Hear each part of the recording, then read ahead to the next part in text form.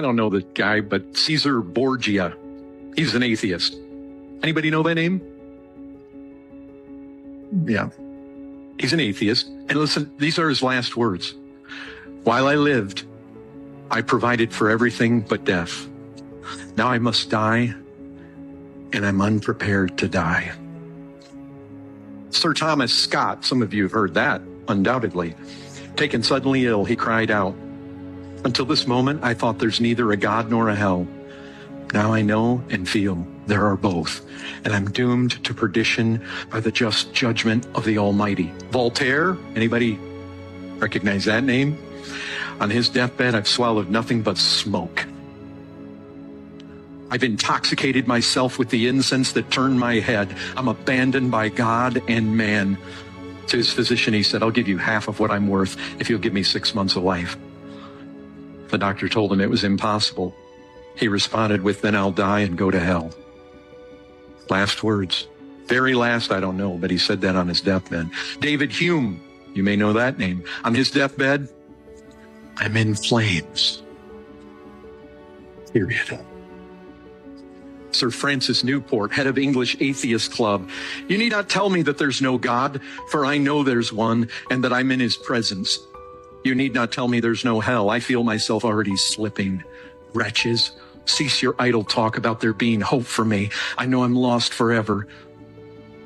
Oh, that fire.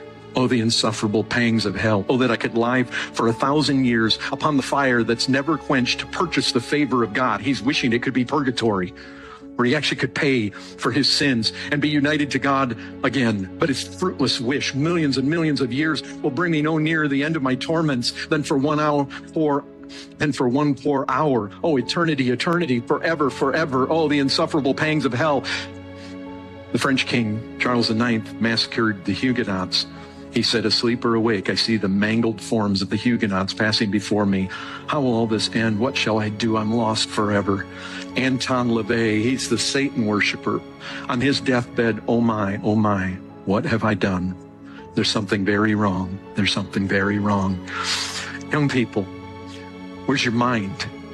You see, the world and the devil, the God of this world, he wants your mind. He wants you to think that religion of your parents is awful. It's boring. Oh, Christianity. You know what? The truth is, there is a glory that'll blow your socks off. This is some for real stuff. I don't know. Sometimes I wonder, why did I get into ministry? And then I listen to these kind of comments, and the last thing I want to do is somebody I care about to be in that position. And we all just wait until somebody's dead. And then we just want to hear that they're alive in heaven. And we want some false confirmation when the Bible's very clear about this stuff. And we didn't spend our whole lives messing around. And then in the last moment, we want to take things seriously. Wake up. It's like, I want to throw this at. Wake up. I tell this to myself, man. Even as a minister, sometimes you just get caught up in the routine of it all. And I think it's very real. In fact, my THM degree right now, we're going through some of these guys, including like David Hume. It's like, wow. Let's wake up. It should hit us. You know, I say this to my congregation all the time. Imagine your life. It's just a 10-minute video. Your life isn't even the first second of that video. And we spend our whole life fixated on this little 1-second video, part of the video, forgetting all the rest of it that's to come. And you know what's even more mind-blowing is eternity's past that 10 minutes. And we say, oh, I'll get it right at the end. Sometimes you don't know. I mean, these guys were on their deathbed, but some people dead, driving home, get hit by a drunk driver, out. Sometimes you don't get that last moment, but even if you do, let's say even if you do, you get that last moment and you turn to Christ and God's mercy is sufficient and you turn to Jesus and you are saved at the end. But what did your family see their whole life? What did your kids see? What did your parents see? What did your siblings see? What did your friends see? They may have not seen that last moment. but they saw the way you lived. And you didn't act like you cared. So maybe neither will they. So it's not just your salvation on the line. It's those you love. And the last thing you want to deal with in heaven, let's say you do have that last minute conversion, is knowing that your actions led to the damnation of your loved ones. This isn't small stuff, and people can say, oh, I don't agree with God, blah, blah. Past all the trivial garbage, all the arguments, all the petty crap that we want to talk about, past all of that, you will have to wrestle with death. It affects all of us. We spend our life ignoring the one thing that we're all encounter. The one thing that we all share in common is that we all encounter our birth and we all encounter our death.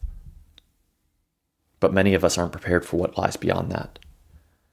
Would you be willing to wager that there's nothing?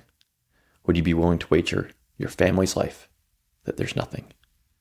Because you're impacting them by the way that you live and by the words that you say and by the choices that you prioritize.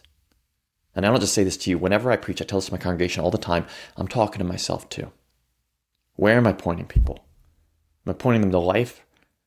Or am I pointing them to death, to Instagram, to Facebook, to social media arguments, to my car, my house, my job? All that's going to go away. Only one thing remains. I'll leave you with this, a challenge. Turn off this video, turn off whatever, get off YouTube.